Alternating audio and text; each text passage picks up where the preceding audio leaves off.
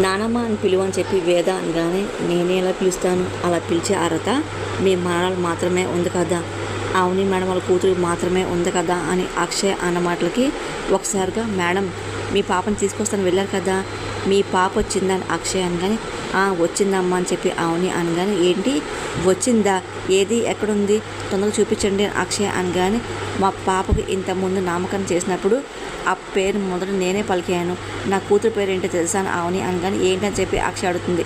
అక్షయ్ అని చెప్పి అవుని అనగానే అక్షయ్ షాక్ అయిపోతుంది. ఇంకా అలాగే చూస్తూ ఉంటుంది.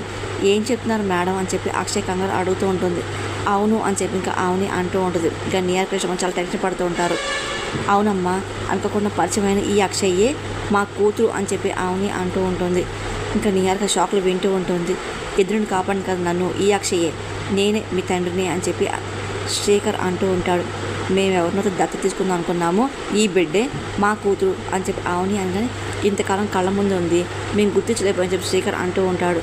ఈ నిజం కొద్ది రోజుల ముందు తెలిసింది, నీకు చెప్పుకోలేకపోయామ్మా, అందుకు కారణం ఏంటంటే అని అవుని అంటూ అలాగే అక్షయ్ అమ్మ అని పిలిస్తే నీకు చాలా ప్రాణగండం అని చెప్పి స్వామీజీ అన్న మాటలు అంతా అవుని చెప్తూ ఉంటుంది. ఇదంతా కలవ నిజం అర్థం కావట్లేదు చెప్పి ముమ్మాటికి మాత్రం నిజమేనమ్మా అని ప్రార్థన అనగానే నువ్వు నా జతను పుట్టావు కదా, నా మానాల్ని నువ్వే అని వేదంగానే అమ్మోరు తల్లి ఎక్కడికి వెళ్ళక్కల్లా అని పెద్దదంగానే నేను మీ పాపనా, నేను ఎంత అదృష్టవంతురాలని అని చెప్పి అక్షయ్ అంటూ అవుని గట్టి హక్ చేసుకుంటుంది. అక్షయ్ వెళ్ళి శ్రీకర్ ముద్దు పెట్టుకుంటూ ఉంటుంది. శ్రీకర్ చాలా సంతోషపడుతూ ఉంటారు. సారీ నియర్ కృష్ణమని తట్టుకోలేకపోతూ ఉంటారు. అసలు మీలాంటి వాళ్ళు బిడ్డ అంటే ఎంత బాగున్నా అనుకున్నా మీ బిడ్డ అవుతుందని చెప్పి నేను కల్లో కూడా అనుకోని చెప్పి అక్షయ్ అంటూ ఉంటుంది. ఇంత పెద్ద కుటుంబం శాశ్వతంగా ఉండిపోని చెప్పేసి నేను చాలా సంతోషపడ్డాను, కానీ అమ్మవారిని కరుణించింది అని అక్షయ్ అన్న మాటలకి వేద ప్రాధాలు చాలా సంతోషపడుతూ ఉంటారు. నేను కొలిచిన అమ్మవారు ఇంతకానికి నా కోరిక నెరవేరింది, శ్వేత గారు చూడకపోతే నేను మీకు శాశ్వతంగా దూరం అయిపోయేదా అని అక్షర మాటలు అవును తట్టుకోలేకపోతుంది. అసలు నువ్వు అసలు హైవేలు ఎంచుకున్నావు అని అవుని అనగానే అంటే రాధాకృష్ణ గారికి నా వల్ల ప్రాణాపాయం జరిగింది కదా, అందుకే ఇంట్లో వెళ్ళిపో అని చెప్పేసి అనుకున్నా, బయటకు వెళ్ళాను ఏం జరిగానంటే అని చెప్పి అక్షయ్ జరిగిన విషయం అంతా చెప్తూ ఉంటుంది. నేను ముంబై వాళ్ళు వెళ్తున్న విని నేనే వెళ్తా అని చెప్పేసి వాళ్ళతో అన్నానని చెప్పి ఆ తర్వాత వాళ్ళు లారీ ఎక్కించుకొని తీసుకెళ్తున్నారని చెప్పి మొత్తం అక్షయ్ అంతా చెప్తూ ఉంటుంది. ఒక్కసారి లారీ డ్రైవర్లు వెళ్తున్నప్పుడు అనుకోకుండా పాము వచ్చి ముందు బుస కొట్టడం, అలాగే వాళ్ళు చూసి చాలా భయపడుతూ ఉంటారు. ఇదేంటో ఎప్పుడు లేదు, ఇదేంటి ఇలా బుస కొడుతుంది మన మీద పగతో అని లారీ డ్రైవర్ అంటూ ఉంటారు. అసలు నిజంగా అమ్మాయి అమ్మవుతాలేమో అని చెప్పి భయపడుతుంటారు. అంటే మనం ఖచ్చితంగా చంపలకు వచ్చిన పాము అని చెప్పి ఇద్దరు భయపడుతుంటారు. ముందు బండ పారిపోదని చెప్పి లారీ డ్రైవర్లు అంటే పారిపోతూ ఉంటారు. అక్షయ్కి అసలు ఏం అర్థం కాదు, ఇంకా అలాగే చూస్తూ ఉంటుంది. ఆ తర్వాత నాగపాము కింద దిగుతూ ఉంటుంది. ఏమైంది లారీ ఆగింది అని చెప్పి గమనిస్తుంటారు. లారీ డ్రైవర్లు వెళ్ళిపోతుంటారు. అంకుల్ అంకుల్ ఏంటి వెళ్ళిపోతుందని చెప్పి అక్షయ్ అంటాం, పాము అని చెప్పి ఇద్దరు ఆసుకుంటూ పారిపోతూ ఉంటారు. అదంతా ఇంకా అక్షయ్ చూసి కంగారు పడుతుంది. ఇదేంటి ఇప్పుడు నేను ఏం చేయాలి అని చెప్పి అలాగే నుంచొని చూస్తూ ఉంటాం. ఆ విధంగా వాళ్ళు పాము పారిపోయి ఏం చేయాలో తెలియక నడు మంది నిలబడ్డాను. ఆ సమయంలో శ్వేత గారు వచ్చారు నన్ను కాపాడని చెప్పి అక్షయ్ మొత్తం చెప్తూ ఉంటుంది. అయినా నువ్వు ఇంటి వారసాలు కదా, అమ్మవారు నిన్ను ఎక్కడ తీసుకెళ్తుందిలే, నువ్వు వెళ్లకుండా చేసింది అని చెప్పి శ్వేత అంటూ ఉంటుంది. ఏమండి మీరు అన్నట్టే అమ్మవారే తన మీద భారం వేసుకొని అన్ని తీసుకొచ్చినట్టు ఉంది అని చెప్పి వేద గొప్పగా అమ్మవారి గురించి పొగుడు చెప్తూ ఉంటుంది. ఇంకా చాలా సంతోషపడుతూ ఉంటుంది. సరే సమయంలో ఎంతో మేలు చేసేత అని చెప్పి రాగానే ఎంతో పెద్ద పెద్ద గండాలు పక్కెళ్ళిపోయాయి. ఇంకా చాలా సంతోషంగా ఆవేదనలు ఆందోళనలు ఏమి ఉండవులే అని చెప్పేసి వేద అనగానే అవును జరుగుతుంది అనుకోలేదుగా నిహారిక అని చెప్పి పెద్దదంగానే ఇదిగో వీళ్ళిద్దరికి మాట పడిపోయింది అని చెప్పి వస్తుందా అనగానే అదేంటి ఇంటికి వారసాలు వస్తే మాకు ఆమె కదా, ఎందుకు మమ్మల్ని ఆడిపోసుకుంటాం చెప్పి నిహారిక కోపమాడుతుంది. మనకి చిన్న చిన్న గొడవలు ఉంటాయి, వాటి అన్నింటినీ మీరేంటి అలా మాట్లాడతారు అని చెప్పేసి కృష్ణ అంటూ ఉంటాడు. ఇంకా అంతా కలిసిమెలిసి ఉందామని చెప్పి సరంగానే నీకు ఈ డెల సెట్ అవుతులే అని చెప్పి పెద్దసంగానే నువ్వు పంచులు వేసింది చాలే ఇల్లరకం అని చెప్పి సౌరి అంటుంది. ఇగో అక్షయ్ ఇదంతా గో నీ ఇల్లు, అలాగే నీ కూడా సౌరితో పాటు సమాన హక్కులు ఉంటాయని చెప్పి వేద అంటూ చెప్పాలంటే అందరికి మించి ఒక వాటా ఎక్కువే ఉంటుంది అని చెప్పి వేద అనమాట నేర్పేసి తట్టుకోలేకపోతుంటారు. చూస్తూ ఉంటారు. సౌరి చాలా కోపం వస్తుంది. ఇదిగో నీకు అసలు ఎలాంటి అవమానం ఉండదు, అందరితో కలిసి నీకు సరైన గౌరవం కూడా దక్కుతుందమ్మా అని చెప్పి ప్రార్థన అంటూ ఉంటాడు. నువ్వు అందరినీ వరుసలతో పిలవచ్చు అని వేదంగా ముందు పెద్దవాడిని పిలువమ్మ బ్యాగ్ పెట్టు అని చెప్పి అవుని అనగానే ఇంకా వేద ప్రసాద్ దగ్గర వెళ్తూ ఉంటుంది. అక్షయ్ ఇంకా చాలా సంతోషం చూస్తూ ఉంటుంది. తాతయ్య నానమ్మ అని చెప్పి పిలుస్తూ నన్ను ఆశ్రయించండి అని చెప్పి అంటూ కాళ్ళ దండం పెట్టుకుంటుంది. వేద ప్రసాద్ చాలా సంతోషపడుతూ ఉంటారు, దీవిస్తూ ఉంటారు. ఇంకా అక్షయ్ని చూసి ముద్దాడుతూ ఉంటారు. ఇప్పుడు మీ అమ్మ నన్ను పిలువు అని చెప్పి పెద్దదంగానే ముందు మీ అందరూ ఆశలు కావాలి వెళ్ళి తల్లి అని చెప్పి అవుని శ్రీకలు అంటూ ఉంటారు. మావయ్య అత్తయ్య అని చెప్పి పెద్ద వసంత దగ్గర వెళ్ళి దీవించని చెప్పి అడుగుతూ ఉంటారు. వాళ్ళు కూడా దీవిస్తూ ఉంటారు. ఇంకా చూసి ఇంకా వేరే సంతోషపడుతుంది. ఆ తర్వాత రాధాకృష్ణ వెళ్తుంది. ఇంకా చేయబోతుంది. నీ నమస్కారం నాకేం అక్కర్లేదు అని చెప్పి రాధాకృష్ణ అనగానే, అయినా పెద్దనాన్న నేను మీ విషయంలో ఏ తప్పు చేయలేదు, నా వల్ల మీరు ఇబ్బంది పడితే నన్ను క్షమించండి అని చెప్పి అక్షయ్ చేతులు తుడిచి రాధాకృష్ణ అడుగుతూ ఉంటుంది. రాధాకృష్ణగా ఏం మాట అలా చూస్తూ ఉంటారు. ఆ తర్వాత నేరక కృష్ణ దగ్గరికి వెళ్తూ ఉంటుంది. పెద్దమ్మ పెద్ద అని చెప్పి పిలుస్తూ ఉంటుంది. ఇప్పటి వరకు జరిగిన అన్ని మనసులో పెట్టుకోకుండా అందరు కొత్త జీవితం స్టార్ట్ చేద్దామని చెప్పి నా మీద కోపాలు ఉన్న తుడిచేయండి అని చెప్పి అక్షయ్ అంటూ ఉంటుంది.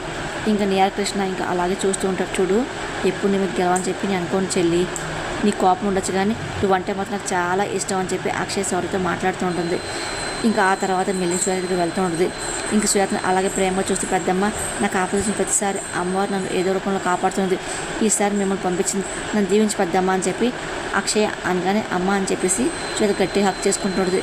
ఇంకా అందరూ సంతోషపడుతుంటారు. నీయాకృష్ణ శౌర్య మాత్రం పొరలకు చూస్తూ ఉంటారు.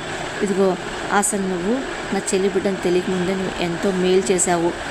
5 సంవత్సరాలుగా నా చెల్లి చాలా బాధపడింది. నీ వల్ల ఇంట్లో అడుగు పెట్టింది కదా, మా వల్ల సాధ్యం కానిది అసలు నీ వల్ల ఎలాగైందా అని అనుకున్నా.